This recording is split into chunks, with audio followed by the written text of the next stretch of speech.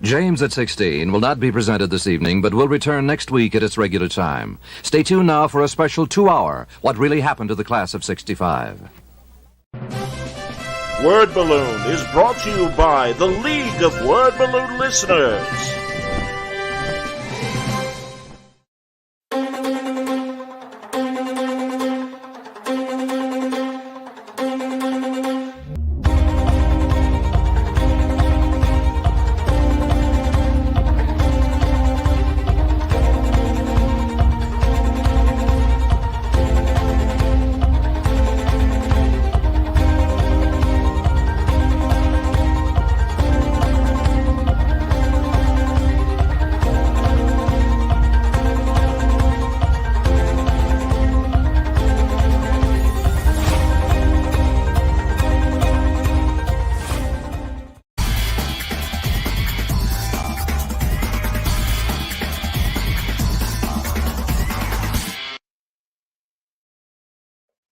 Welcome back, everybody. Time again for Word Balloon, the comic book conversation show. John Suntress here. We go across the water to Europe and I believe London, right, Lewis?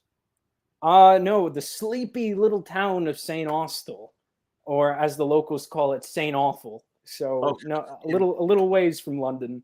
Okay, but still UK? Yes, it is the UK. Very good. All right. Well, here, let me Okay. welcome you. Lewis Southard, welcome to Word Balloon. Nice to meet you. And congratulations, man. You're on the warpath with a couple cool books. Yeah, I'm really, after 5 years, I'm really bursting on the scene. It really feels like it. Now, while I can hear the applause from outside my house, I know for the audience, I am not a household name. For the 5 Lewis Southard fans, I know you're out there and I see you, but I'll go into a quick rundown of why I'm here. I am proud to come on Word Balloon. I've been a long-time listener. This is the first time I'm here, and I was telling John before the show started that Word Balloon is actually there. I got a bombshell of myself. Like Word Balloon is integral to the creation of the book we're going to be talking about, the Blackout Bombshell from Sumerian Comics. I'm very proud to be part of that. I'm part of the big relaunch. They were Behemoth Entertainment. Now they're Sumerian after they were purchased by Sumerian Records. And I am I think I am the first original content book that they're releasing in the wave, because the rest are all licensed properties. So I'm the freshman book in this new era of the company. That's terrific, man. Did you approach them? Obviously, did you find them to put out Blackout Bombshell? How did you guys get together? Well, now I'm sure for all the up-and-comers and people like myself, if you don't know many people in the industry, there will always be the coveted submissions page on comic book publishers' websites. And I know that there are a lot of not wonderful stories, because you'll send your pitch and you'll wait like 3 months and then they'll say no, and it's like, okay, well, lost time. So I've been working on Blackout Bombshell with artist Dean Kotz since I think late 2020, early 2021 was when I finished writing it. Around then, and he started producing the art. And it wasn't until February of this year that it got picked up. I randomly sent the pitch packet to Sumerian because they just relaunched, and in 16 minutes, this was a new record, they got back to me, and they're That's like, great. we like this, we want to it's like perfect timing. It was kismet. So I said yes, and now they have been an absolute joy to be working with. I will give a shout out to the publisher, Nathan Yoakum, and the assistant director, Adriana Yoakum, his lovely wife. And but I can't really thank anyone else other than the creative team, because a creator's dream, they're very hands off with the book. You know, they're not too many meddling hands. So I'm proud to say that I've made exactly what I wanted. So I'm very happy about that. That's great. Dean Cott's doing the interiors. How'd you guys get together for this? Oh, just an email. I saw him. I just saw him on Twitter. I liked his art. I sent him the script, Yeah. and he loved it so much that he immediately signed on. I think that's a good segue, though, to what the hell is this even about? What Blackout Bombshell? My next question, absolutely. Give us the elevator pitch on Blackout Bombshell. Absolutely. Oh well, let's take a second to appreciate that cover by the talented and mega she's like a rocket. It's Heather Vaughn. She's doing so much. She's a talented Philadelphia artist, and she's working for Disney right now. She did the Prey poster for the new Predator film, and I think she just did Peter Pan and Wendy. I got her before she got big, and I was so happy about that, to do the covers. But I shouldn't say that, but I will. I did. But I got her to do two. I got Bill Sienkiewicz to do the other one, and I don't really need to explain who he is. But I just love these. You should see her behind the scenes image. She put her boyfriend in the bathtub, all dressed up. I felt bad for him, but at the end of the day, we got this beautiful cover, so I'm not going to complain. But the elevator pitch. What is this book? The Blackout Bombshell. It's set in 1967. It's about private investigator Jack Atlas. He's been hired to solve a very important case, but unfortunately for him, he doesn't remember what the case was, because he was hired to solve it in a alcohol-induced blackout. So when he finally gets sober, he has to figure it out: who hired him, what he's trying to do, and as he's trying to piece together the situation he's found himself in, the forces at B are trying to stop him before he can even really get started. So, that's the elevator pitch. Sounds great, man. No, and again, looks great too. So how am I? How was I part of this mix?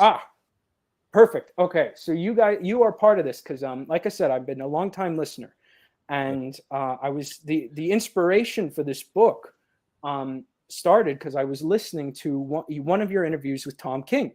And he was, I believe it was around the time he was working on Rorschach. And I remember it was when he was promoting Human Target before issue 1 had come out.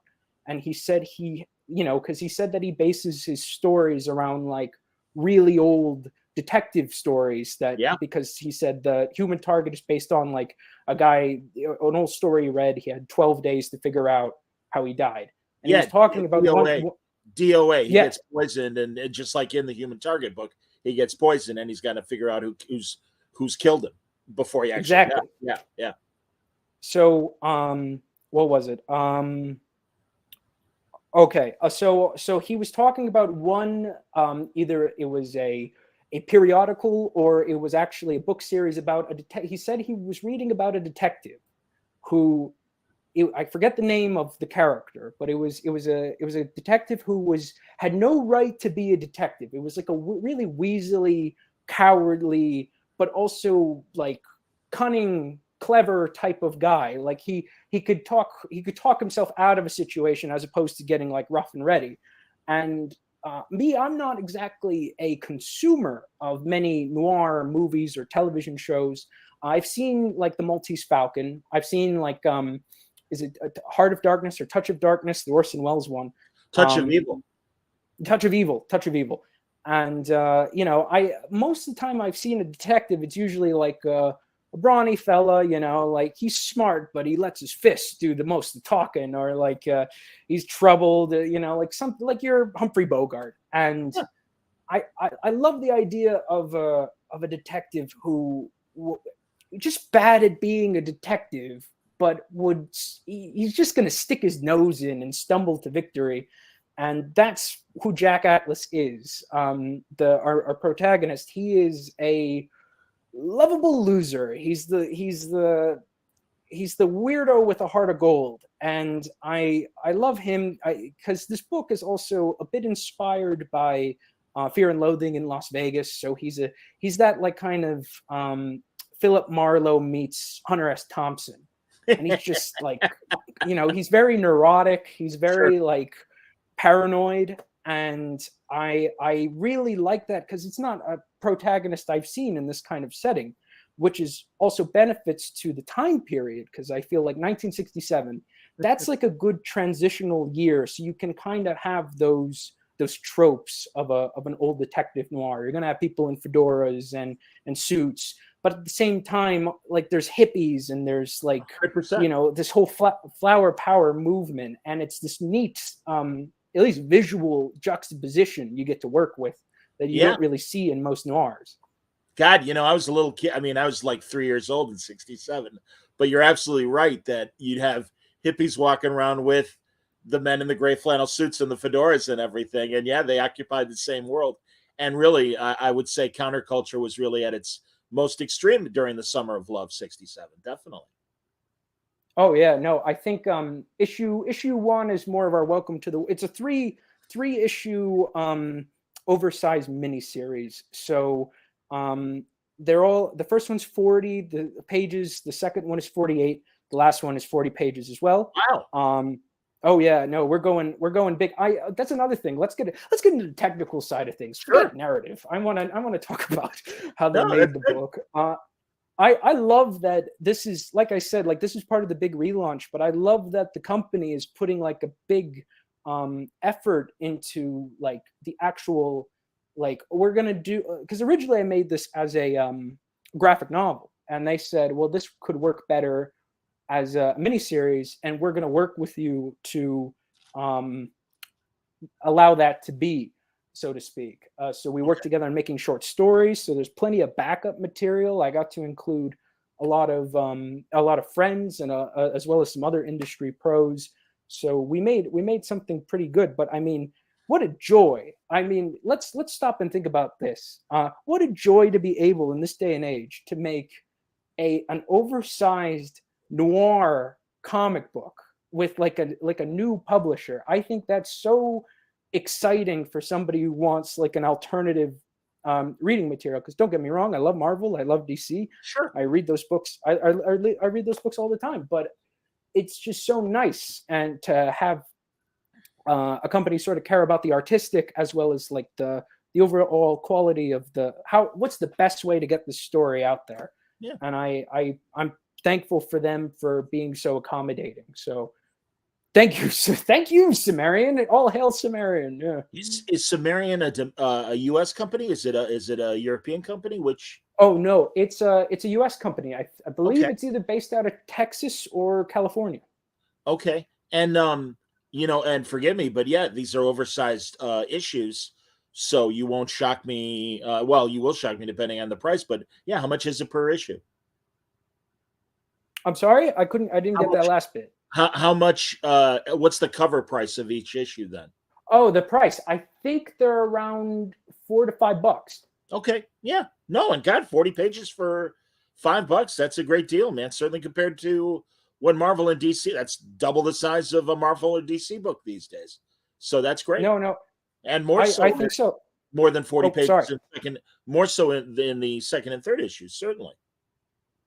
Oh yeah, I think it's you're getting a lot of real estate, and this book. Let me shout out the creative team real quick. Dean Kantz, a fantastic artist. He's been around for a while. Oh yeah, he's He's firing on all cylinders, and he has this sort of wonderful realism, but he knows when to get weird and when to get a little funky, and that's was wonderful. We were very. I mean, you'll have a different working relationship with every artist. And with him, I was very hands off. I'm like, okay, pal, you do what you're going to do. And I know it's going to be good. So he did it. And boy, can I not, I don't have to complain at all. And I'll say this, originally the book was supposed to be in black and white. And now I can say what a stupid idea I had to make it that way after I got Patrick Burmeyer to do the colors. Because like he does this, like, once again, we'll go with grounded as the term. It's this wonderful, like, grounded color palette, and it's almost, I don't want to use the word water painted, but it's something along those lines. And it's just a feast for the eyes. And there's in issue 2, this isn't really much of a spoiler, there's this whole segment where it's a bit inspired because something happens that, let's just say, a character's point of view becomes rather skewed. And the Well, world, it's 1967. I could think yeah influences that might skew one's perspective. Let's, again, it's a yeah. So what he did was, when we're having, the character's tripping. There you go. What he did was he kind of did this Dick Tracy inspired color palette for the trip scene. And I think that was just what a genius idea to do, especially for your detective thing of going full on, let's just make it weird. And I think that was brilliant. And I'll shout him out forever. And editors, I know you're listening. This man needs work, and he's a workhorse, and he's a good man. My ever faithful letterer, Buddy Bodwin, who's worked with me on literally everything. He's my guy. He does a great job every time. And he did wonderful. And I already shouted out the cover artists. We do have some backups, I'll say that. First one is by up-and-coming talent Sean Peacock, who worked with me on another book. He has a backup story. The other one is by industry pro Ryan Cody. Sure. And the last one is by popular, let's say, internet meme artist Beetle Moses is his name. I went to... I went a little out of left field to get some of the people to work with me.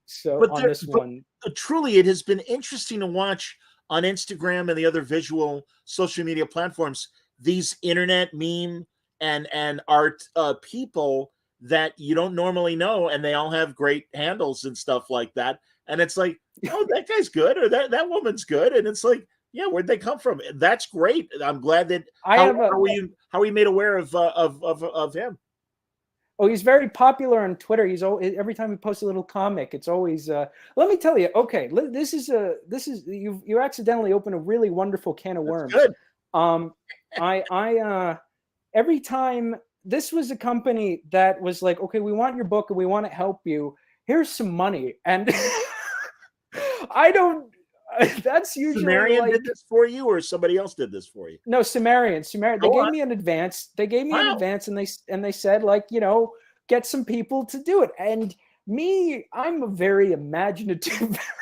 Let's use the word imaginative fella. So I got to work with some people. I was like, well, let's fuck around and find out. Let's see what we can do. Yeah. And I hired if you want to talk about fun names, one of the variant cover artists is this lady who goes by Meat Girl, and that's just her. That's her professional handle. And I'm like, hell yeah, let's make the comic with the variant by Meat Girl and the short story by Beetle Moses. And but it's that's the fun of comics. That's the fun. This is a collaborative media at the end of the day, or medium. And we do have from the highest Bill Sienkiewicz, industry legend. He does a cover. That's wonderful. And then we have your workhorses like Ryan Cody, working. And then we have new guys like Sean Peacock. And then we have these meme people coming in and working. But they're all valid artists in their own right. And sure. It's kind of interesting to create this stew of people. And I think it's just fun. You want to make something a little different and weird, and why not? Why not? I think that sounds great, man. And no, I agree with you. And it's also it's great to hear as well that Sumerian, and it sounds like being a company. They're a gaming company. Are they right? The parent company is a record company. They do a lot of a lot of heavy metal. They represent a lot of heavy metal music bands. Sometimes it takes that kind of outside company that is getting into comics, and they are willing to spend money. God, I remember when Legendary, obviously a big movie studio and stuff, but when they got into starting to publish comics as they did, they were willing to spend to get attract not only good artists but also seed projects to make them different. And that's wonderful that they gave you advance money up front. That's got to make it easier for you to get these collaborators in that. Well, of course, but I don't want anyone to think this is like the norm. I will admit I believe it, I can't lie and say, oh, I'm the creative genius of a generation, and of course they did it for me. But like, no, I very much right place, right time, and I don't think I can promise that to anyone getting in. But like I said, I sent it on the right. I got lucky. Yeah, but that's great, man. And they believed in the concept, obviously. Oh yeah, no. But I don't want to sell anyone a false narrative. I believe with like I'm a young man in the comics industry. I'm 23.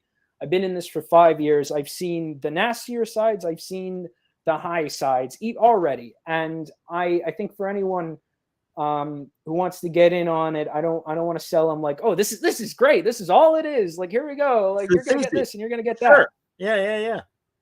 No, I understand. No, but it's nice to hear that a company is taking a chance with a younger creator and stuff, and they like the concept. Now, it's given that it's in 67, and I wonder too if this is something that the parent company of Sumerian doesn't want you to do. But immediately, again, Summer of Love, the soundtrack of 67, you're dealing with a detective and a lead character that obviously is going to go on some sort of trip or whatever.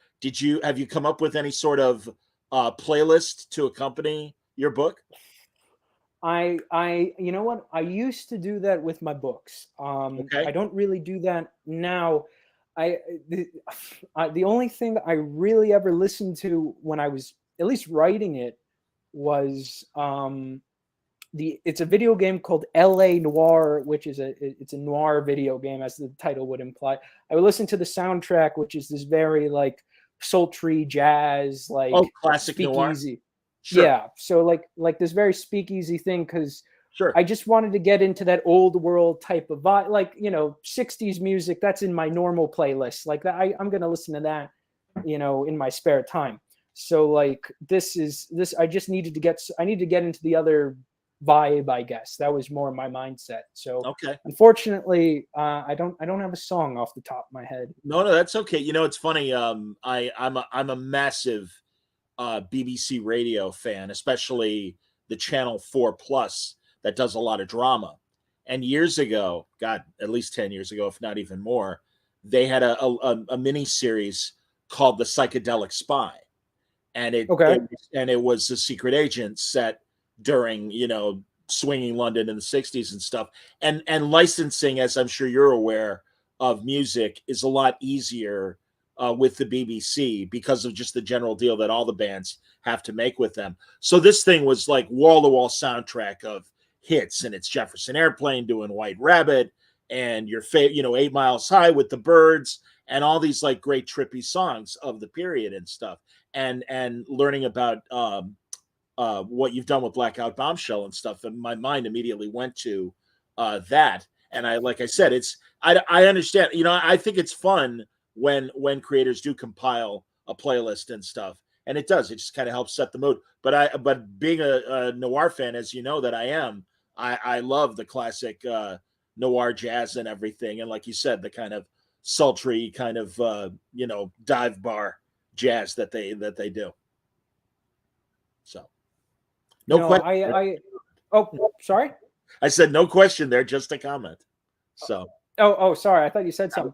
No, I don't know. I think I think off the top of my head, like when I was writing, okay, this is here's a scoop.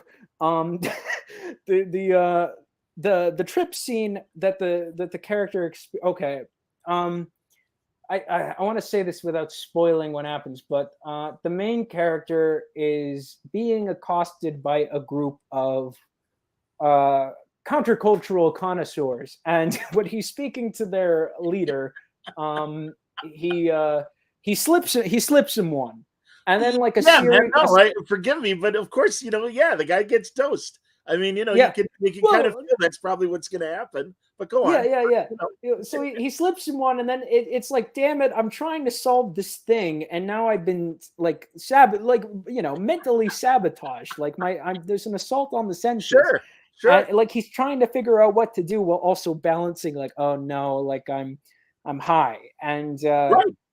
there's the scene. Here's a scoop. It's statute of limitations is over. It's based. I was a teenager, and I tried something once, and the story is like pretty much, other than like setting and the circumstance, beat for beat recreation of just where my mind was going, and Hey, I man, good found it. for you.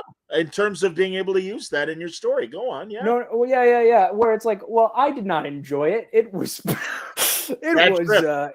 I hear you, man. it wasn't bad. It was something. It was something. And I like in the moment, not great, but in hindsight, it's hilarious. It's hilarious in hindsight. So being able to be like, oh, this is just a funny thing to put into the book. Yeah. Then yeah, no, it works, and it's not like, oh, I'm putting in my life story in my book because I'm so cool. No. No, but it's again, It was it fits the period. It makes it different. God, dude, you'll forgive me because obviously I'm older than you, and I'm a sucker for 60s and 70s TV shows, and watch like a show like, and I'm sure at least maybe you've heard the name Mannix, and there's an episode where Mannix gets dosed, and the 60s perception of the studios of how somebody that's just got dosed and might be having a mild LSD trip or whatever, and you get the weird kind of lens on the camera, the fisheye lens that makes everything look, the perspective is weird. My giant hands, my tiny head, that kind of thing. And it's, so that's it's great. And well, I mean, what better way you got to write for what you know, and I knew I knew that. So I'm like, okay, toss it in. At least I could give like a more realistic thing. So Sure. It's like, okay, that works. Like this all checks out. But I think to compliment off of that, I'm sure you've seen Mad Men, right? Of course. Yeah. The episode where Roger Sterling does LSD at the party with his wife, like that whole thing, like there were some bits where I'm like, okay, yeah, they got that perfectly. So like it just you get to do your own thing, but we're having too much fun, John. No, this is good, man, and it all informs the book. Yeah. So yeah, let's not forget. Absolutely. But so wait, now when is the first issue out? Is it when does it come out? Okay, pre-orders, everyone. Okay. We're okay. At this point, we're all best friends. We're all chilling. Let's do me a solid. Go to your local comic book store and specialty shops to say, hey, I want to pre-order the Blackout Bombshell. It's in this month's catalog of Previews World, and I believe not Lunar. So Previews World. So you can order it. There's only 3 issues.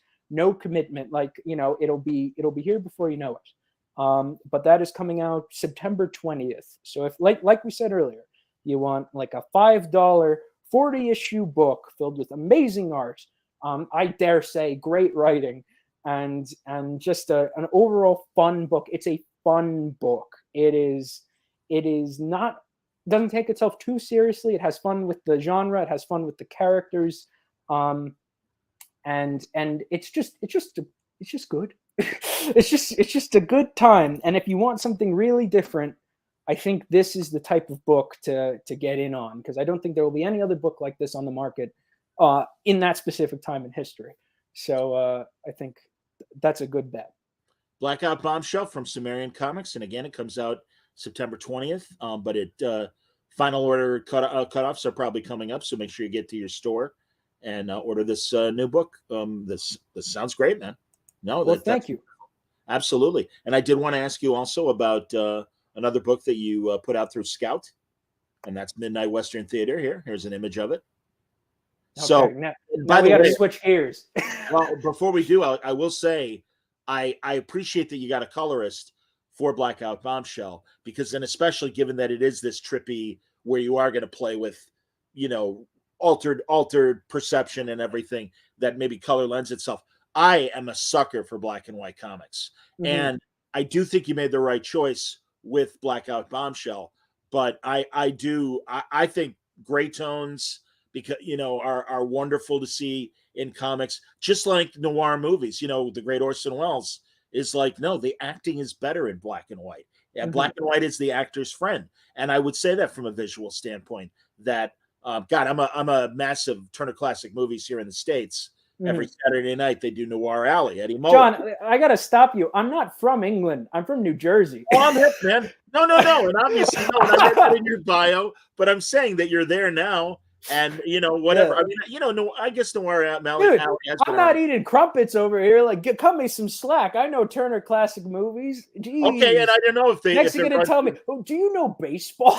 No. But it's I don't know if it runs in the UK or whatever. Normally, like currently.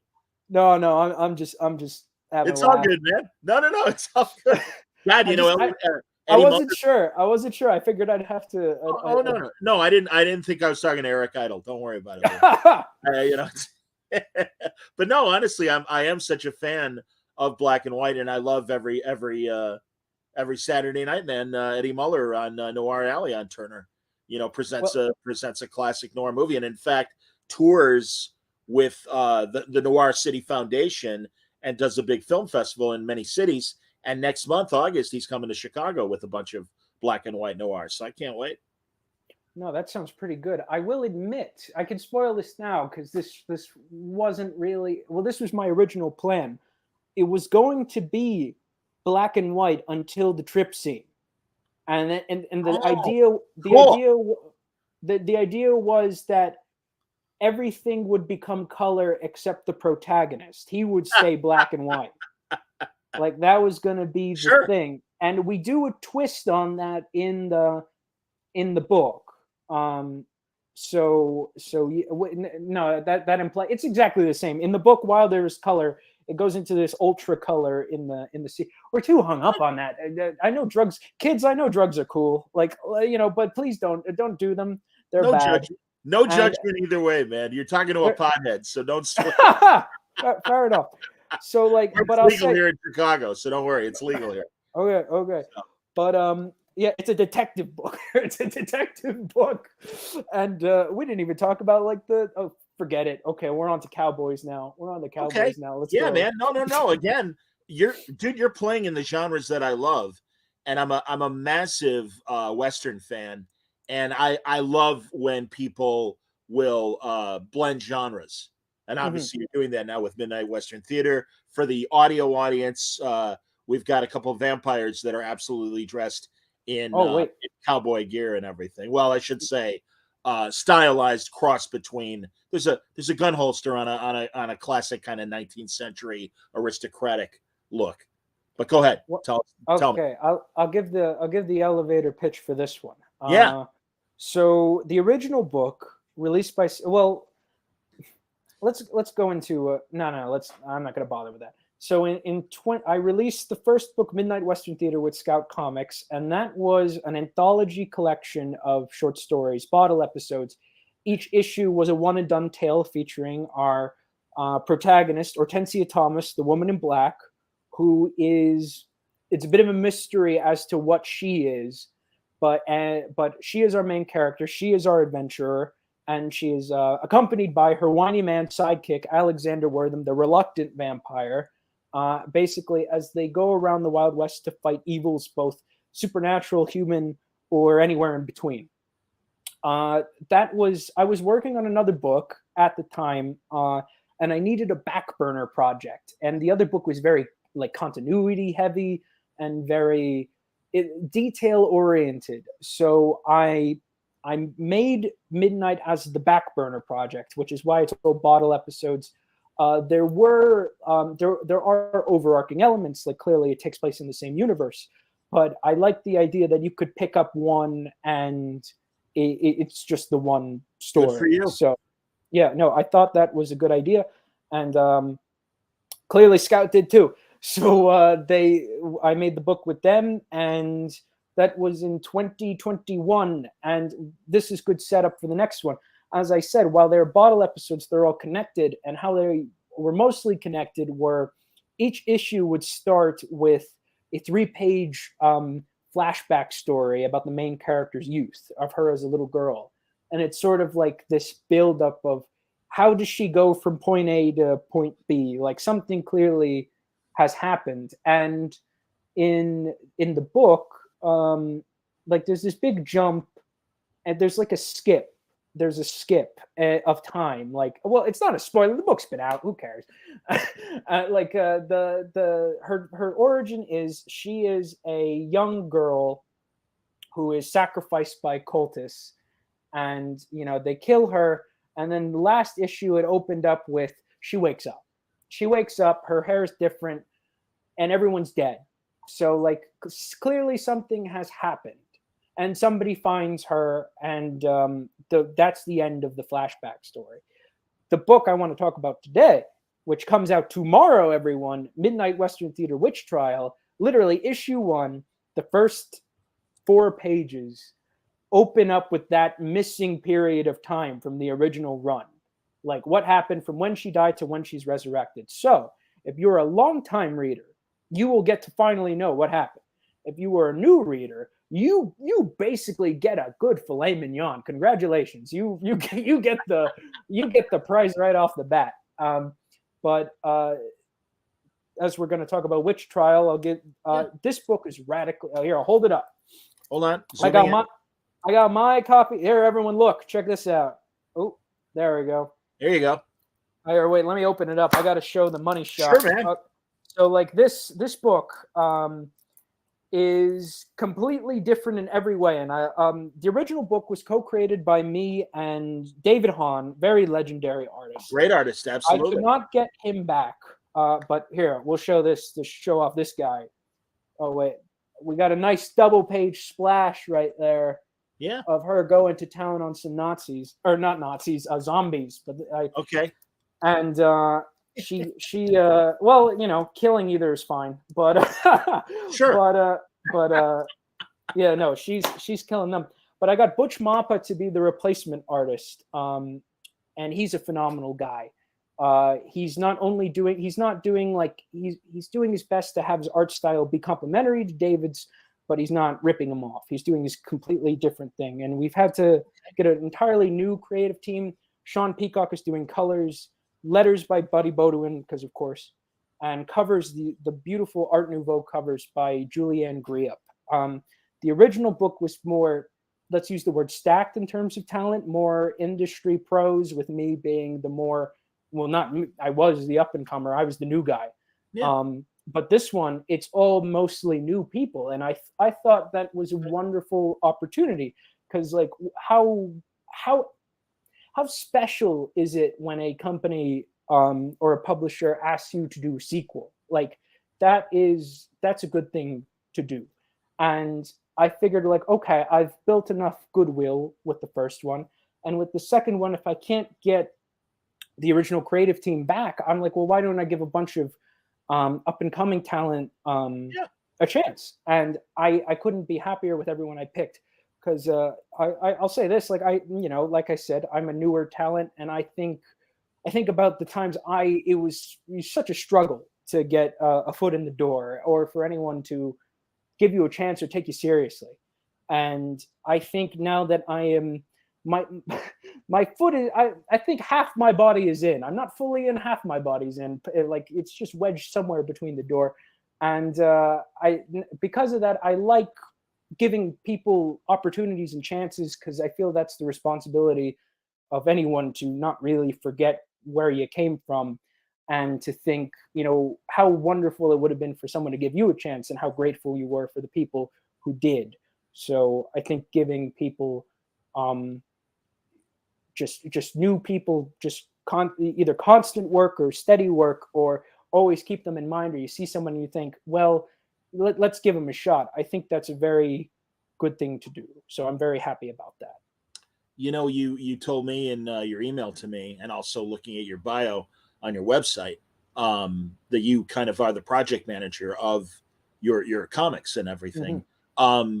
Do you have an editorial friend or advisor that, comes in, or are you, again, as the lead guy and stuff, are you satisfied with where your script is and overseeing everything? Well,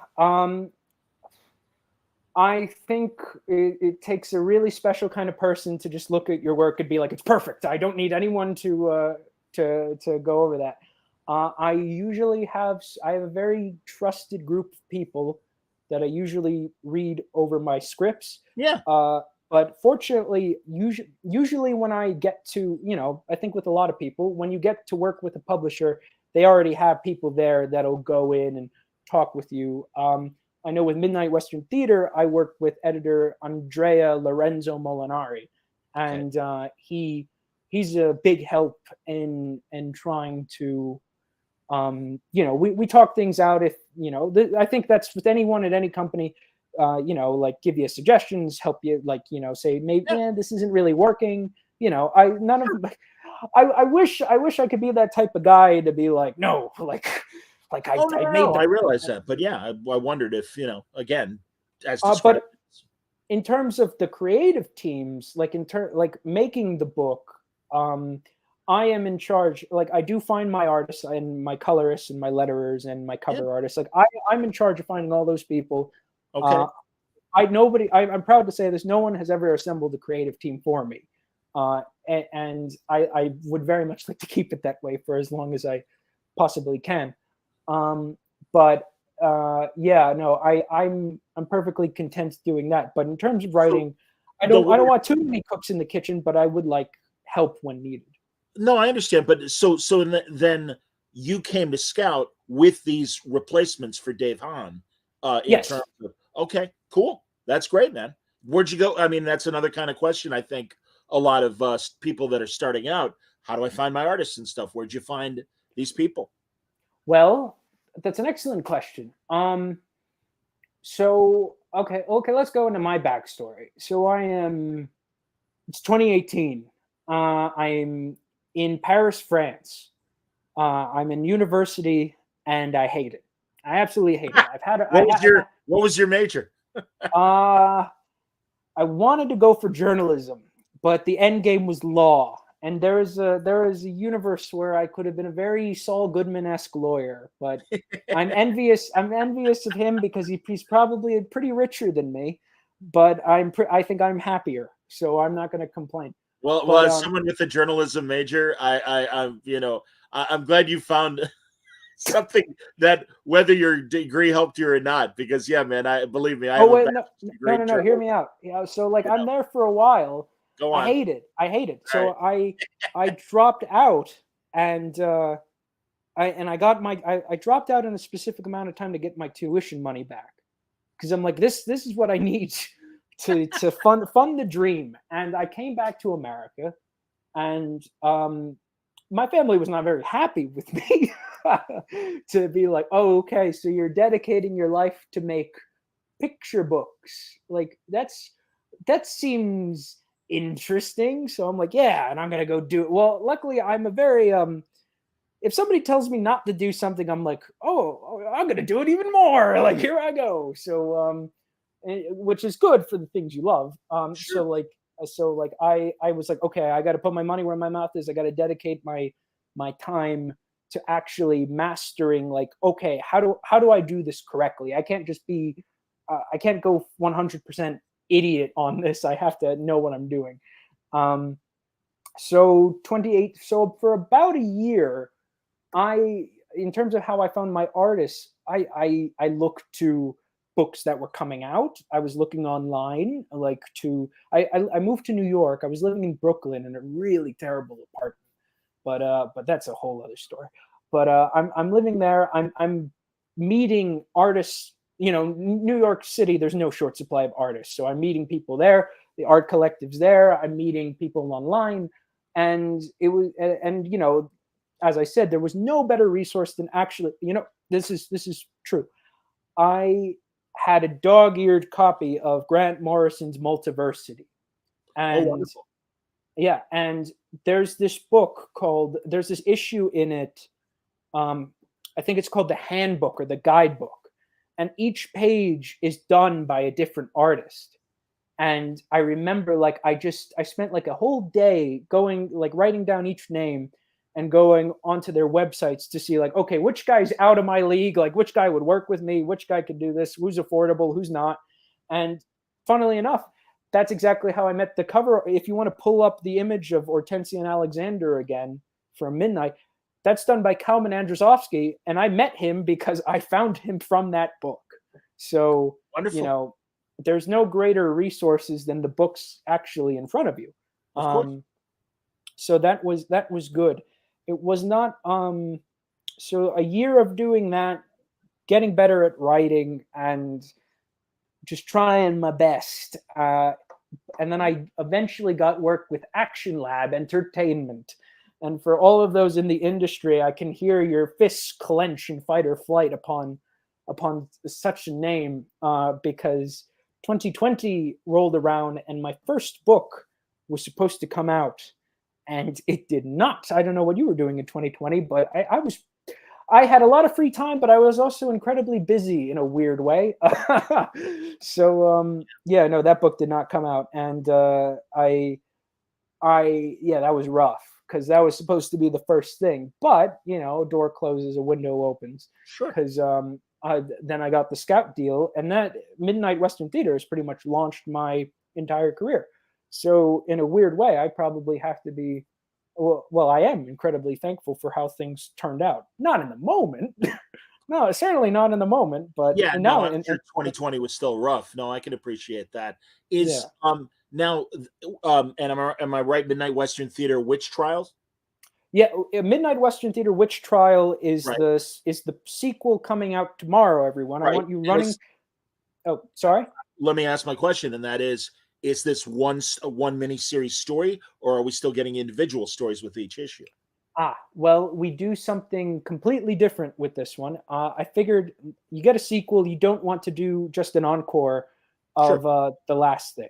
Sure. So if the other one was bottle episodes, I wanted to do an overarching story. It's a prequel, I'll say that. It's like how Hortensia Thomas becomes the Woman in Black. How does she become that you see on the screen?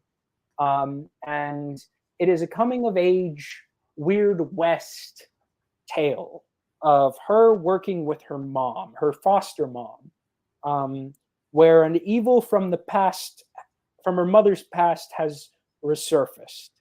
And this evil will test the mother-daughter relationship in ways they've not experienced before.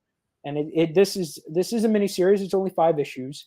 And it's all connected. It's all one big story. And I figured, like I said, I want to do everything completely different. With this cover, like you can tell from the cover alone compared to the last image, like even visually, we're trying to do something different. So I don't want to do the same thing over and over again. So like I said, it's a very special thing to get the ability to make another one. So I might as well swing for the fences creatively. That sounds great, man. No. And again, I like when people splice together different genres and stuff. So I love supernatural westerns. I think that's a great way to combine things, and gives a different angle to the traditional western and everything, and then supernatural as well. God, you ever see Bone Tomahawk?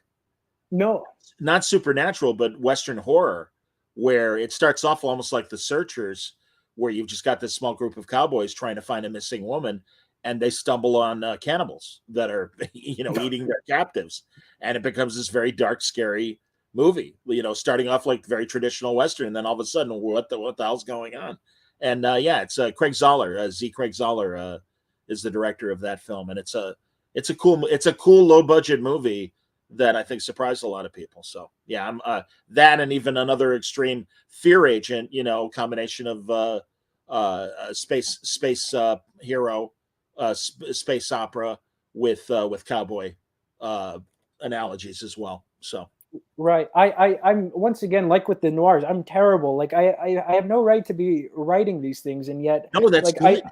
No, I don't know. I haven't watched many West. That's good. That means you're not influenced by this is my John Ford scene. This is no. Wait, let me tell you.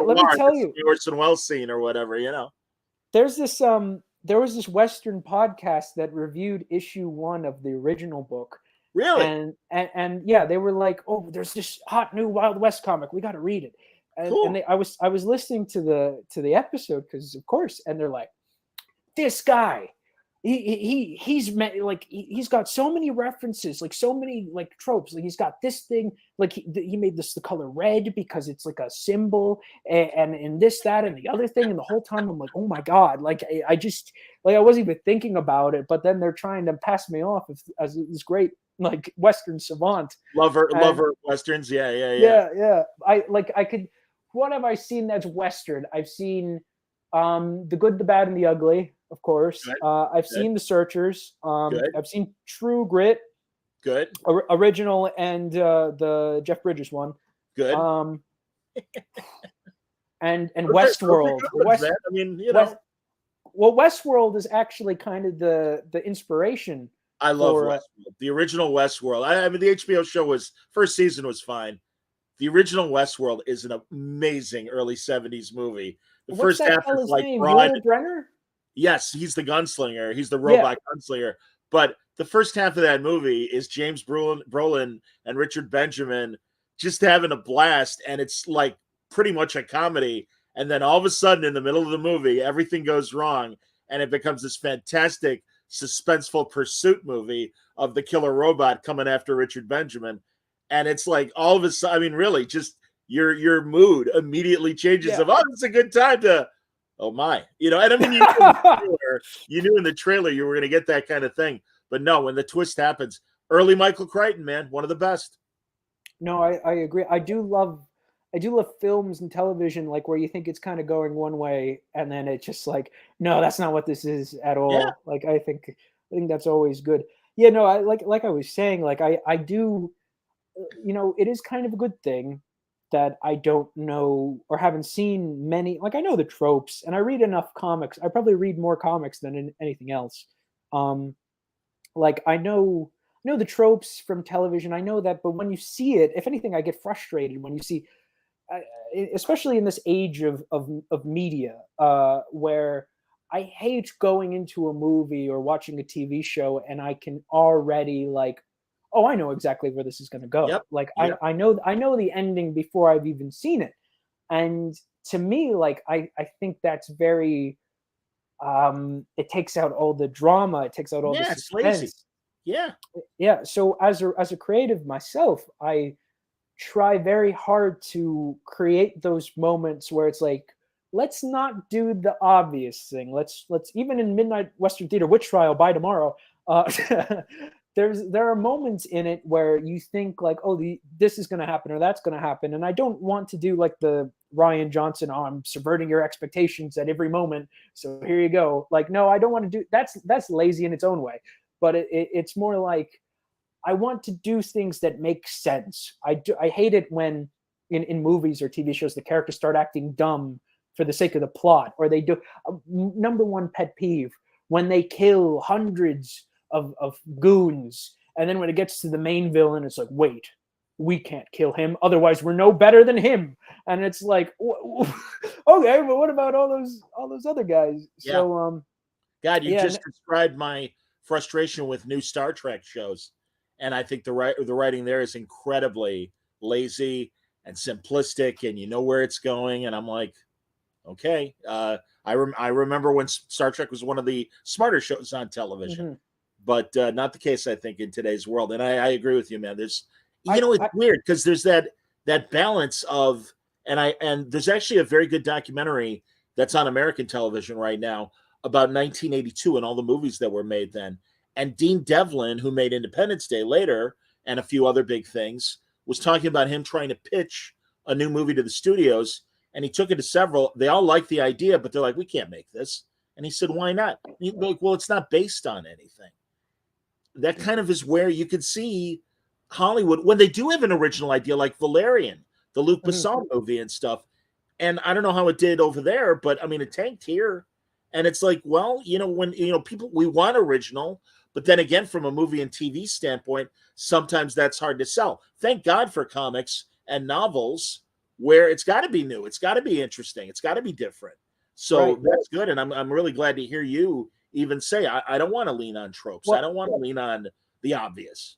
I think you have to keep in mind, John, like I said, I grew up in this age of reboots and remakes and Yeah, you did. nostalgia. You know, like it's this weird environment to be in. Like, I think like for me, like let's mention the 60s. Like I know in the 60s, like this is a fact, like James Bond was like the big movie of the summer. Like, oh, what's this new one going to be about, right? And then cut to 50 or so years later, like in 2008 to 2018, that's like the Marvel movies, you know, like, oh, it's the big thing happen. And I think now that's starting to dwindle a bit, but I think there are like these great, even with the Western, you know, very applicable.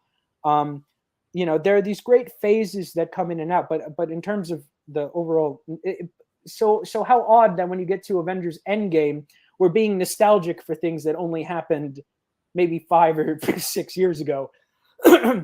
But in terms of my overall point, I'm growing up in this world where here are plenty of new shows or movies that are nostalgic for what has come before. And I haven't exactly seen everything that has come before. Right. So if I want to go see something new, I think anything, it's like the rule of comics, you know, every comic is somebody's first comic. Right. I should not go into something fully being like, hey, this is all integral if you remember this one thing. And I would prefer like everything to stand on, like we have a story, we have an idea.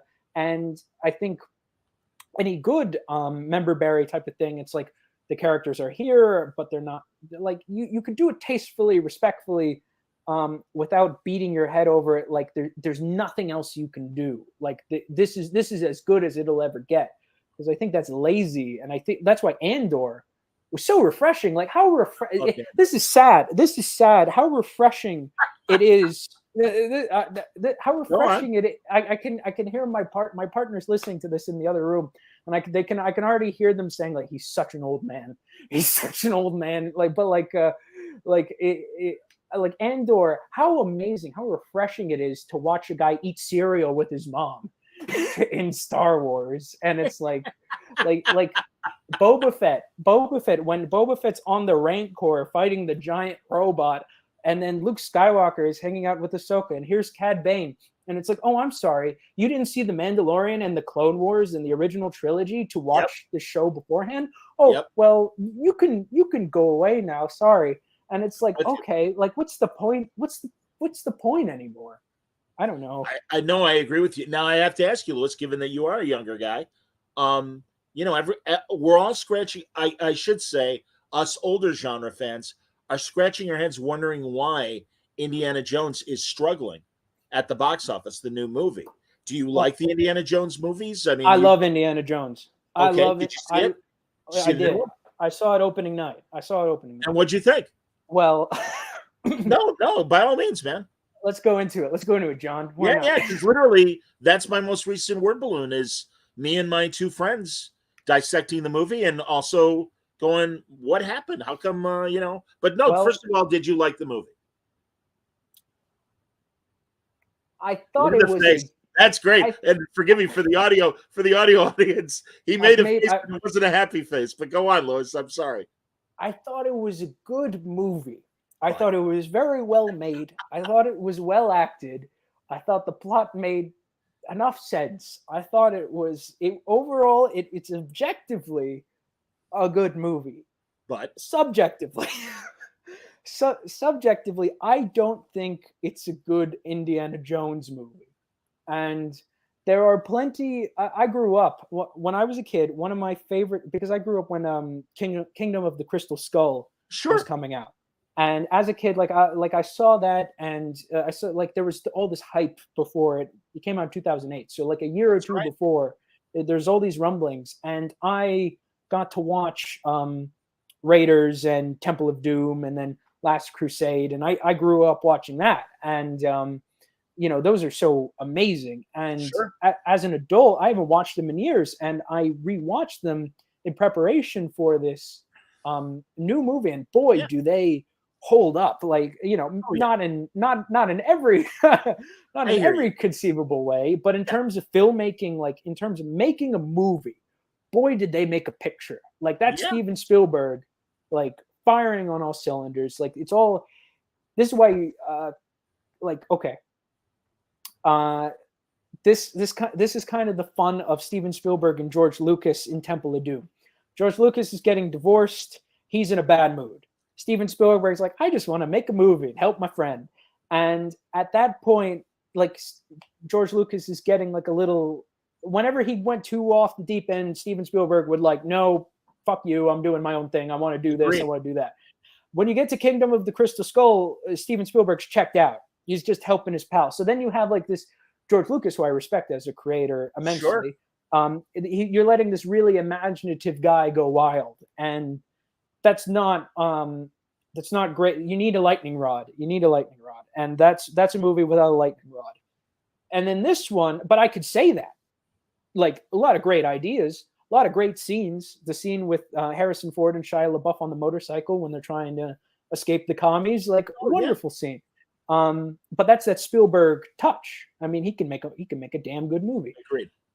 This movie, Dial of Destiny, like I said, didn't feel like a good Indiana Jones movie because it didn't feel real. It didn't like not like grounded, but like it didn't feel like anything was really there. I'm really kind of in this age. Well, once again, growing up with this stuff, like, it's really depressing to see this trend of anytime you revisit an older character, it's like, oh, their life's terrible, or their life's like fallen apart, or they're just jaded or cynical. And I think with the world we kind of live in, we really need more hopeful, optimistic stuff. Yes. Or I myself want to see more. That's why the Adventures of Superman cartoon that's just come out. Yeah. What a breath of fresh air. It's a lot of fun. Just to watch something like where it's just Superman being a nice guy, and you get Lois being like plucky and like, we're going to get the scoop. And even Jimmy just being like, yeah, I'm here to do the thing. Like, how nice to just get some wholesomeness and just some optimism in our media. It's a fun series. I agree with you. And then you get Indiana Jones, where it's like, Shia LaBeouf is, a problematic person in real life, but like, did you have to kill Mont Williams? Like, does it have to be that he's depressed? Does it have to be he's getting divorced? Like, does it have to be that even at 80, he's still a bit of a screw up? Like, sometimes you just want to see a character be a bit more competent or matured. I felt that a lot even in the sequel trilogy of Star Wars. It's like, you mean to tell me these characters are doing the same exact thing they were doing 30 years ago? Yeah, Han Solo 40 years later, pretty much still living like he did in his 20s. Yeah, it's like, yeah, thanks. I'm with you, man. That's hilarious. So it's just like, I think the only one that kind of did it and it made sense was Blade Runner 2049, because it's not like Rick Deckard was this like very like wholesome good dude. He was literally like a manhunter. So sure. that makes sense. But I love that movie. So that's whatever. What you said about Indy and where he is in Dial of Destiny. Not the first person to make that observation. I wonder why. Now that's for people who saw the movie. Now, do you think one of the reasons why it's underperforming at the box office is because people got advance word of, oh, this is, Andy's bummed, he's not happy, all this, all this misery. Do you think there are other factors that are hurting it from a box office standpoint? Well, we live in this day and age where word of mouth is kind of everything. Yes. And you either need people talking about it well before, like, look at Barbie and Oppenheimer. Right. Like, that's an example of like, people have been building this up in their heads for months. And like, Barbie is, like the equivalent of the Lego movie, which is another great movie. Great movie. Very much so. And then Oppenheimer is, Christopher Nolan's newest auteur, experience. So those are like two newer things. Barbie, I guess they're both based on existing IP, if you want to call the new existing IP. But world history, copyright. Yes, yeah, that's right. fantastic. I Right, love but that's something that people are building up for themselves. But anyway, okay. Past couple movies that have come out: The Flash, Indiana Jones 5, Transformers, and Spider-Verse. Spider-Verse. Now here that's where Spider-Verse I saw opening night. Fantastic movie. Does every animation does anything differently compared to Disney, or I guess the only one that are runners up are Illumination. So it's Right. like, okay, you already have like a movie with amazing animation, like cutting edge animation at that, like uh, existing IP, but told in an original story, Absolutely. and it's well done. And there's enough twists and turns. I don't know if you've seen it, so I won't spoil it. But like, there's enough twists and turns that like no one's leaving that movie being like it's fine. Like everyone's going to be like, oh, you got to see this, like because there's something for everyone. Sure. And even like like I said, like even if you aren't crazy for the plot, there's bound to be like, oh, but you got to see it because of this scene or this, Sure. or these characters. Like it's so cool to see Sure. Spider-Man 2099. There's enough there to work with. But that's all. It's also it seems kind of hyperbolic to call it original, but it's just well done. It's well done. So we need media. The media that succeeds, or I think is going to start succeeding, has to be stuff that's genuinely good. It can't just be fine. It can't just be mediocre or like, oh yeah, I had yeah, it was fun, and the next week you forget it. Like that's the waste. I want to leave. I think the problem with the Marvel movies now, and actually Variety, I believe it was Variety, put out an article, because I remember this 10 years ago when they were saying this, maybe we've reached the oversaturation mark with superhero movies. And thankfully the writer is like, that may be what it looks like, but the reality is make a good movie, make something new. And I think the Marvel films have fallen into a rut. I think the DC films, and I'm curious what you think of The Flash, but I think the DC films continue to shoot themselves in the foot. And I mean, as much as I love James Gunn and love Suicide Squad and the Guardians movies, the way he was overhyping The Flash, I'm like, if you think this was a good movie, I'm scared now, because it was not. John, let's say Midnight Western Theater Witch Trial was terrible, which it's not, but let's say it was terrible.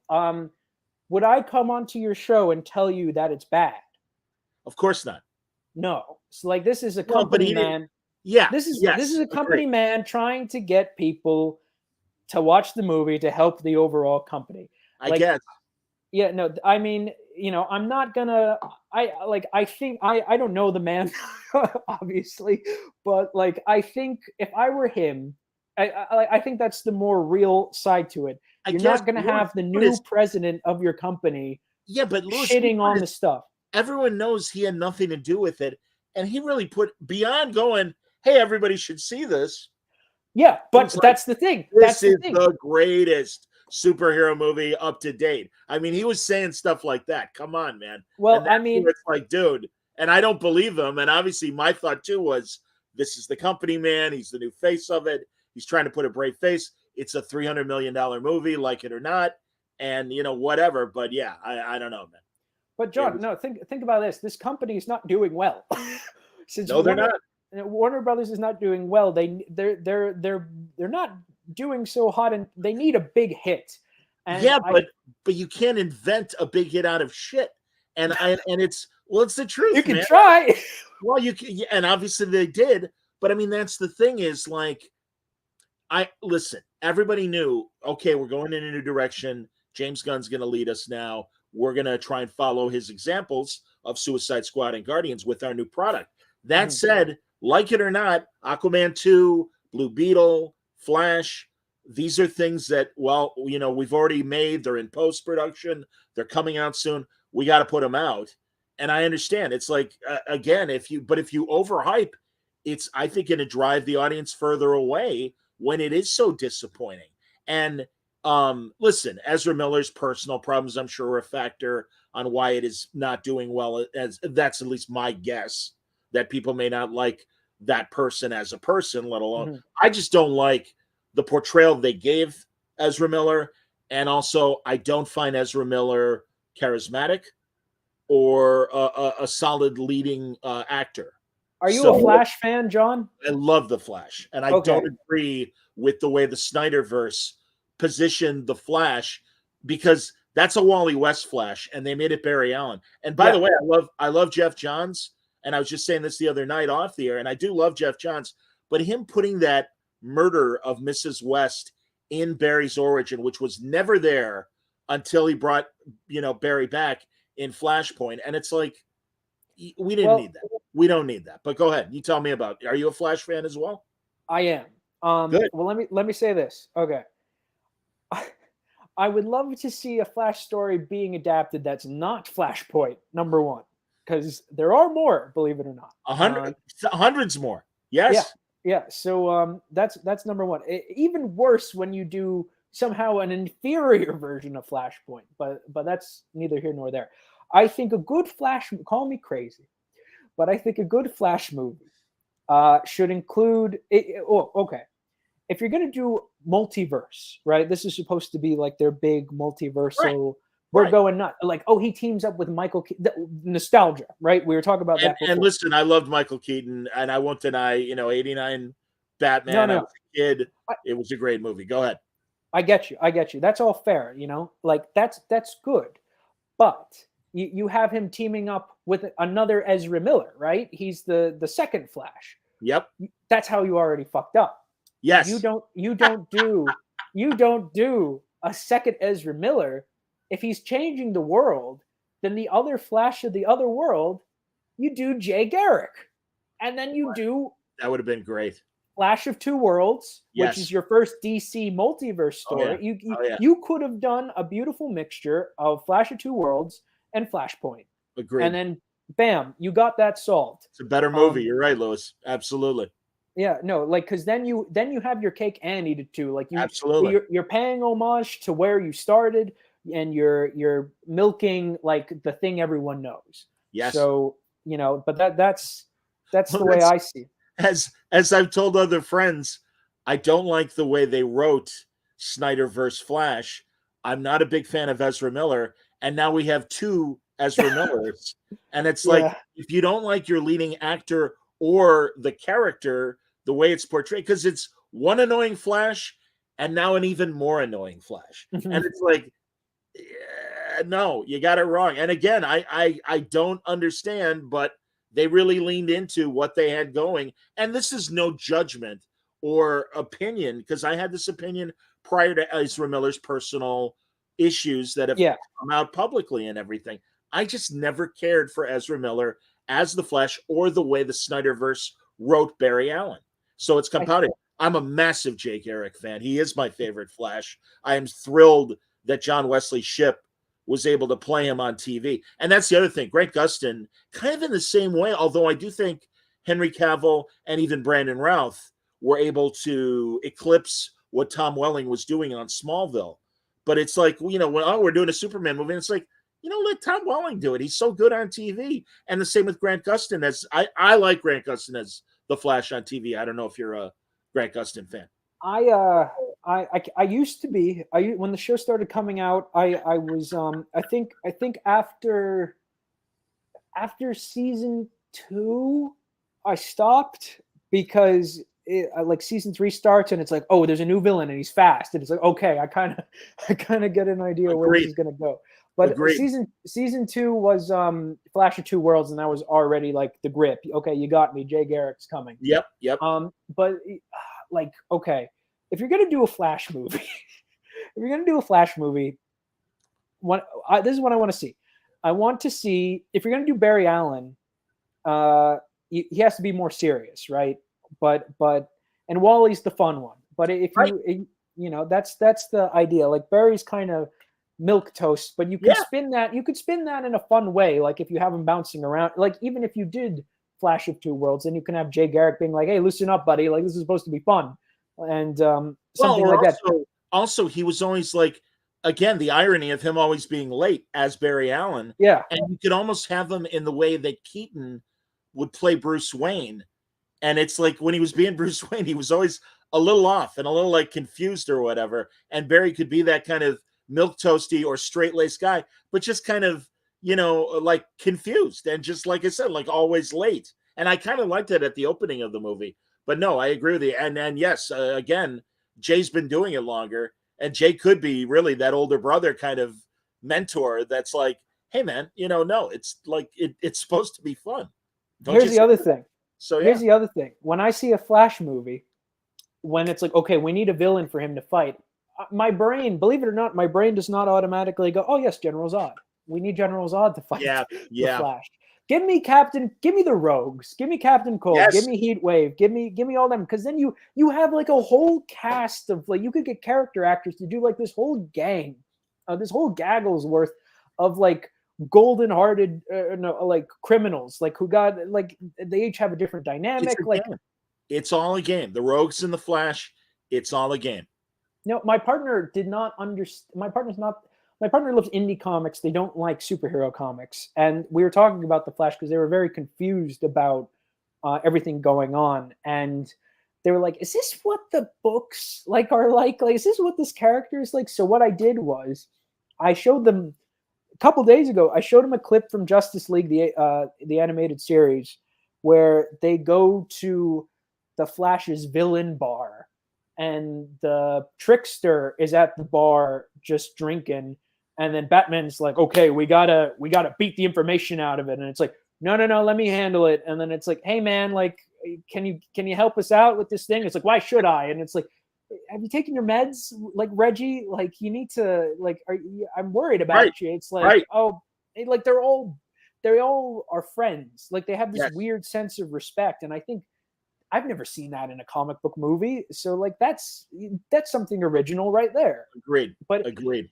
There seems to be this great fear of going into, at least in superhero movies, this great fear of, what's the word? Like fully embracing the absurdity or the game of it, where like it always has to be they kill the villain in the end, or like the villain disappears or something like that. I want to see a movie where like it opens with them fighting like a gang already, and then they get sent to prison, and it's like, oh good, like this is just the villain of the week, and then you move on to the bigger threat or something like that. Like I don't want to feel like they're just constantly just killing people left and right. I want to see a recurring character. Something like that. And further again, it's give us something new. Isn't it interesting? My God, when the first Deadpool movie came out, everybody went nuts, and it's like, and I remember Liefeld telling me that Stan Lee was still alive, and he's like, "This is a game changer," and it's like, yes, and it showed, and you get little glimpses of it here and there depending on the movie, where it's all in the superhero genre, but Ant-Man's a heist movie. Mm-hmm. And Deadpool is a different, irreverent movie. And it's like, no, you can stay within the confines of the genre, but you can play with it and give us different aspects and give us something different. And all the DC movies, it's the big CGI Act 3, and you're just like, here we go again, and nothing new. I feel bad. I feel bad for Blue Beetle, because I think that seems like there's a vision. It seems like there's a story there. And it seems like there's a good vibe I'm getting off of that. Like, and it doesn't feel like something I've seen. It already has the conceit of teenager becomes a superhero, and his family helps him. And I'm a big Ted Kord and Dan Garrett Blue Beetle fan. God, Louis, you read my mind. DC drives me nuts. That, come on, man, give me a Dan Garrett story. I am no. And I love Ted. But in the trailer, they show the fact that they showed Dan Garrett's suit and Ted Kord's. Like, okay, you've won me over in that regard. Wow. All right. Like okay, like the fact that you're paying attention to what's come before. Yeah, it's like, okay, that's cool. Yeah. But that sounds like hypocritical of me to be like, we need original stuff, and it's like, I saw the Blue Beetle suit and I clapped. But everyone's got their favorite pieces of canon and history, and I am a old school Blue Beetle fan, to the point where really, it bums me out, and I guess it's probably maybe maybe the rights, either the Dan Garrett Blue Beetle is in public domain or so tied up in rights issues, because it started with, I believe, Quality, and then it went to Charlton, and then DC bought all the Charlton stuff. So I don't know. I mean, God, there was even a 1940s Dan Garrett Blue Beetle radio show, like the Green Hornet, but it was Dan Garrett. My problem is I'm a big Justice Society fan. Me too, buddy. And I read a lot of the Jeff Johns stuff. Oh yeah. And growing up, it was a little confusing at first to figure out that DC is a hodgepodge of older companies, and because I always thought in the back of my mind, like, well, why isn't Dan Garrett Blue Beetle a member of like the 1940s Justice Society? Yeah. And it became apparent for that they have the rights to him, because they just did in Jeff Johns' The Golden Children, the Stargirl book. Oh, that's right. Yeah, the Sidekick book. That's right. Yeah, his sidekick Sparky, which is a phenomenal, like, deep cut. Like well, is it up. Honestly, Lewis, I don't know. I even talked to Jeff about the Stargirl series, and I'm like, did you make some of these sidekicks up? And he's like, no. He's real. They're all real? Really? They all were real? Not all of them are real, but Sparky's real. Okay. All right, man. I'll take your word for it. No. I'm not. I did not get gaslit by Jeff Johns. He absolutely is like, come on, John. You know your history. Shame on you. That man's a bastard when it comes to that kind of stuff. Like put like some of them are real, and others are. I just made up. But okay. The whole thing, man, that they put the who's who bios in the back and everything. No, I love. I mean, I certainly know Wing. But yeah, like, the Human Bomb had a sidekick. I'm like, the Human Bomb had a sidekick? Okay. Yeah, Cherry Bomb. I'm like, okay, whatever. But that's cool, man. No, I didn't know that about the Beatles. So go on. Yeah, no, I don't know. Like, it's, I don't know. It's wild. Like, so, but I guess that goes to show like how good of a creator he is. He can come up with these concepts that feel like they've been around forever, but they're brand new. So Jeff and Wade are like the two DC aces, where it's like you want to play with canon in a fun way that the fans are all going to go, yes, please give us more. It's guys like Mark and guys like Jeff that I think really understand the history and manage to build on it and walk between the raindrops and give us something new, but keep it in a familiar atmosphere, They're the fellas, I think, when it comes to Cape and Cowl comics, it's nearly 100 years old. And there is over 80, there is a fine line. You have to pay homage to what's come before, because clearly if it's been around for so long, it's working, right? So, you can't just be like, okay, doing something completely new and we're going to ignore everything that came before, because usually, for the most part, that does not work. But like you said, Mark Waid, like World's Finest is one of the few DC books I'm reading. Even the Shazam book, I love. He's Captain Marvel to me, damn it. Like I say the same thing, and I'm glad he brought it back as the Captain. And it's like, all right, close enough. I love telling that to people. It's like his name's Shazam, and he has to say the word Shazam, but he has to say it with emphasis to turn into Shazam. And also, he got the powers from the wizard, who is named Shazam. But like I don't know. Like I'm a bit. I gotta think about that. But like those books work because like what does Mark Waid do with Captain Marvel? Like, he introduces like the entire Foster family that Jeff Johns introduced. But at the same time, you have Mr. Talkie Tawny, who's the talking tiger from the 1950s. And it's like, okay, perfect. Like you can have the best of both worlds. Sure you can. In the right hands. In the right hands. Yeah. Yeah, good I think stuff, very good. Yeah. Or like Tom King. Tom King's he takes older concepts and he makes them more contemporary. He doesn't really change them too much. He just kind of sheds light. He just kind of puts a modern twist, and that works. Like Mr. Miracle works because it is respecting Jack Kirby and all the things he did. Like, he's telling a story with his character, about the artist, about the book, about life and death. And it doesn't make fun or say, oh, I could do it better, or we shouldn't acknowledge it, or it's like, no, it exists. The guy had a good idea. We gotta pay attention to it. And literally all of his books, all of his successful books, usually have that in mind. And I think if you just pay attention to, I think a good attitude to have is do not have an immense amount of reverence. Like, you can't just say something is 100% like untouchable, but Agreed. you also can't like throw the baby out with the bathwater. Absolutely. You're right. No, it's a balance. 100%, man. And no, Adam Strange works because all those sci-fi Silver Age stories are silly by today's standards. So make that propaganda, and then Tom's story tells what was really going on. Or Danger Street, I love. God, again, I'm old enough to remember when those first issue specials were actually coming out brand new. And they were these just one shots with these weird concepts. And Tom has weaved this really interesting story using all of them. And I think it's compelling.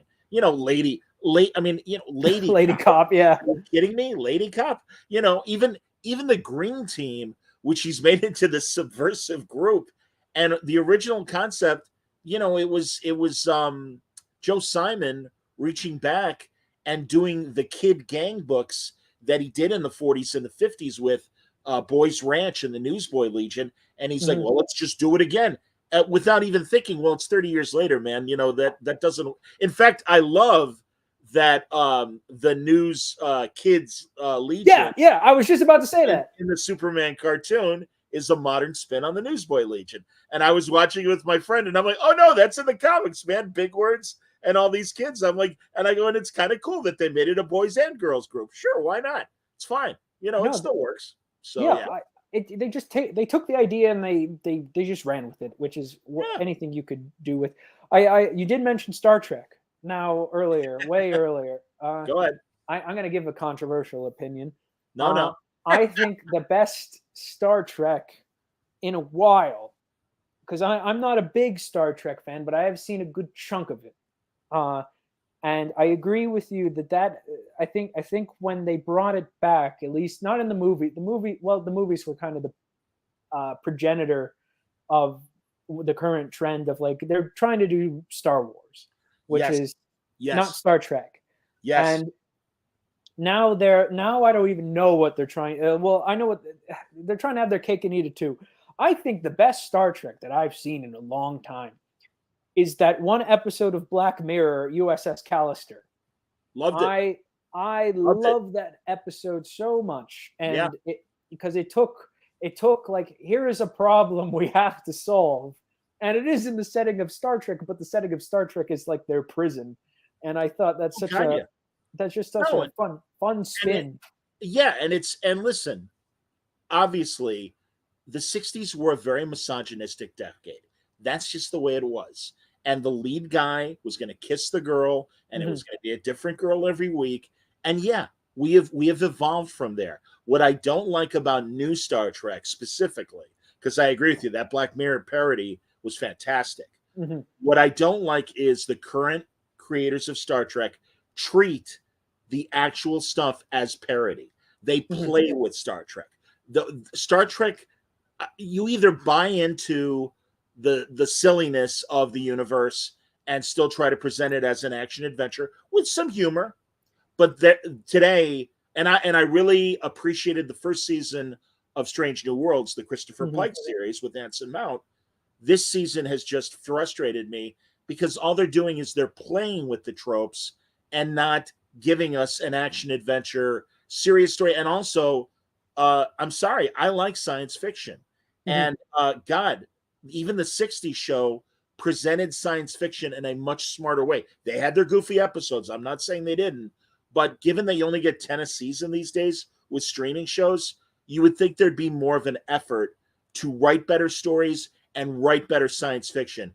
And these guys, I mean, they contradict their own science fiction tropes when they put them out there, whether it's time travel or even the idea that Starfleet is a military organization. Like, I'm sorry, there are too many junior officers talking back to their captains in both Discovery and Pike and these other shows. And it's like, the military doesn't work that way. And shame on you for presenting it that way. Because I think you're not, it's those kind of basics that I don't understand. Better science fiction, a little more decorum. I think you'd have a more Star Trek-y show, but that's me. Let me ask you this. In these new shows, do they have like a consistent writing team? Well, I know Discovery has gone through several different showrunners.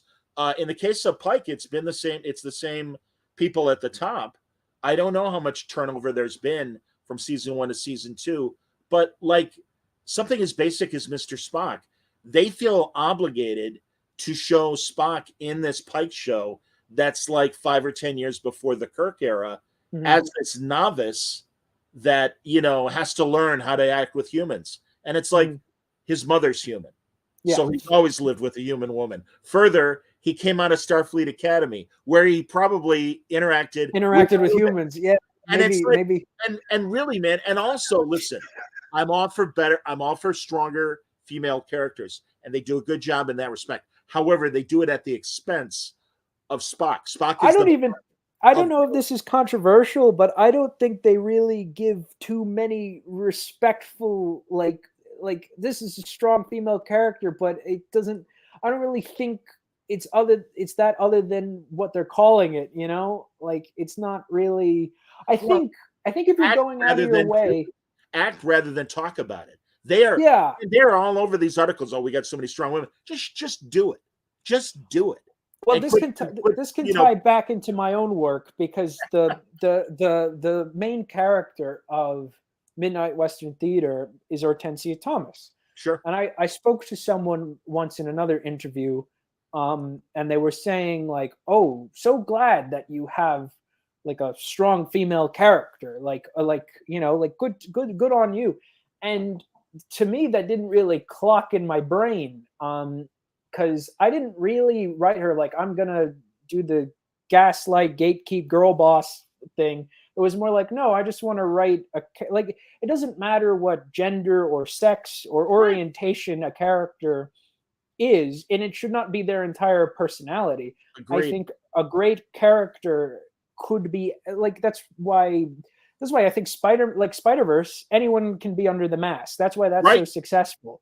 Absolutely. Because literally every character in that especially in that newest movie, so diverse. Everyone's so different, and everyone's got a completely different personality and vibe going on. But that's not the whole point. So I think a real good rule of thumb for creating a character or writing a character has to be, well, who is this person fundamentally? Like, what is their personality? Like, what are their hopes? What are their dreams? Let's go into a pet peeve. Let's get back into shop talk. A pet peeve of mine, I've met so many. I used to be a freelance creative consultant when I was in New York. I needed to pay the bills, so I did that. And I met so many creative people, and I know many creative people in my own life who have so many fantastic ideas. Like they'll say like, oh, here's a universe where there are steampunk pirate ships and they fly in the sky, and they're all powered by these special diamonds called crystal lactons, and each color does a different thing to the pirate ship, and they all go into different dimensions and blah, blah, blah, blah, blah. I was like, okay, that's good. We all love Tolkien. We all love your world building. But let me ask you this. Who's your main character? What's their name? And what are they trying to do? And it's like, what do they want? Yes. Oh, I haven't gotten there yet. But when I do, you'll be the first to know. That's your first mistake. Because I don't think there's a single story, at least that this is, I guess, a subjective opinion, not a single story that I like where the character's goals, motives, or dreams are not laid out in front of you. Because why do I give a shit about a character where I don't know where their head's at, or I don't know what they're doing? Like, I think you have to have that sort of purpose. You need that drive. You need that idea. And it has to be something very grounded. Even something as fantastical as the original Star Wars is based on the idea of Luke wanting to leave home. He's tired of being on the farm. Han Solo wants money. I want money. And and Princess Leia is truly the only one there with noble intentions. And she's a perfect example of a strong female character. Absolutely. And like she's a goddamn military woman. So it's like, okay, yeah, that makes sense. And that's why when the second she shows up, she starts fucking helping the other guys. Like she's saving them.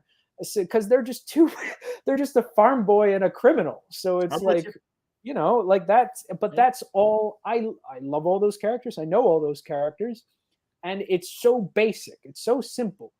And I think when you get a little too, I think I don't know if this is exactly applicable, but I remember a good quote I heard once is, "There's nothing worse than a magician believing their own tricks." And I think when terms of Star Trek and some other shows, when it gets to the point where people think they can just get away with something simply because it's like we've said it or it just is, then you are not giving your audience credit. And if anything, you're not giving yourself credit, because you can do so much more writing wise and character wise. I agree. I don't know if we've gotten too rambly with this, but the reason why I asked about the writing team was because I know in the original Star Treks, because they hired out different people to come in and write episodes and scripts. Well, they were all science fiction writers. Yeah, it is very obvious that these writers of both Discovery and Strange New Worlds, they're not science fiction writers. Kiva Goldsman, I suppose, has adapted things from science fiction, horror, superhero, and the like.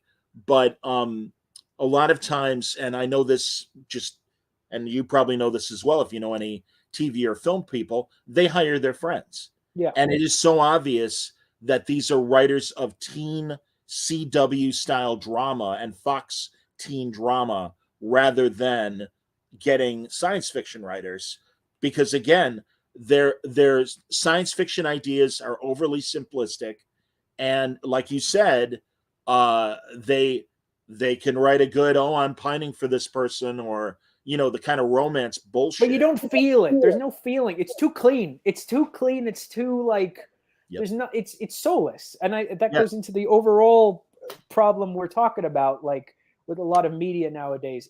We're experiencing a crisis of soul in our collective media. Agreed, or lack thereof. Yeah, a lack thereof, and no, you're right.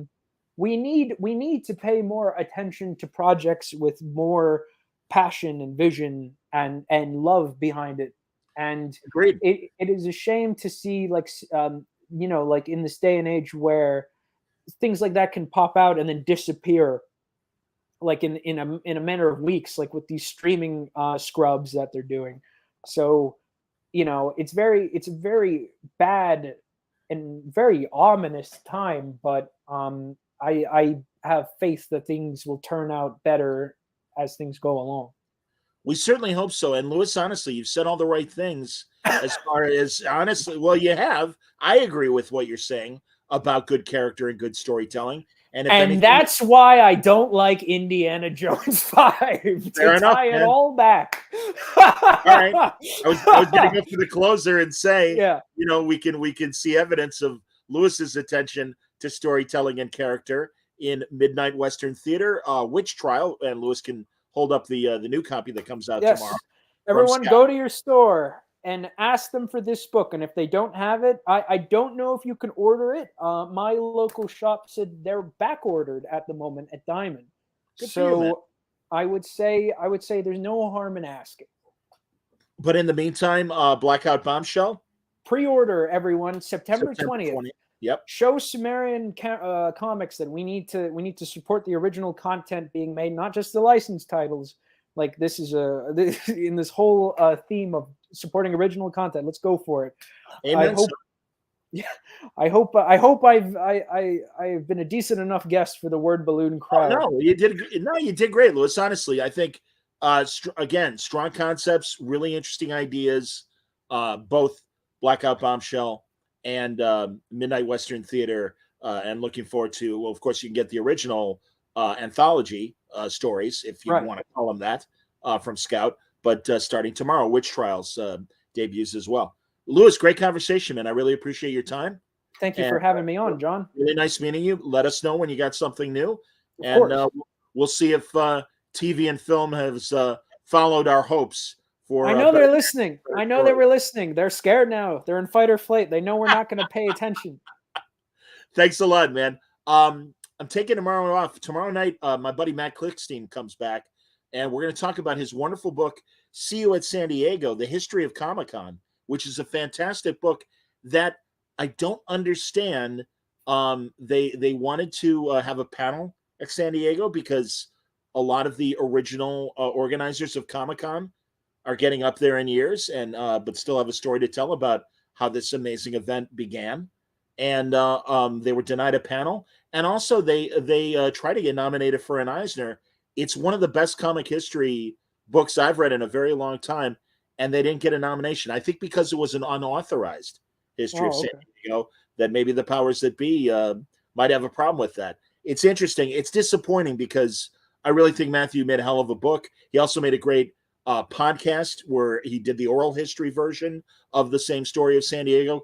Got a lot of big celebrities and a lot of founding members and very important creatives that have participated in San Diego. So this is going to be a fun conversation. That's on Thursday night here at Word Balloon. So I hope everybody joins me for that, and more great fun next week, as well as the month of July continues. So join us then. Until next time, everybody stay safe, stay happy, stay healthy.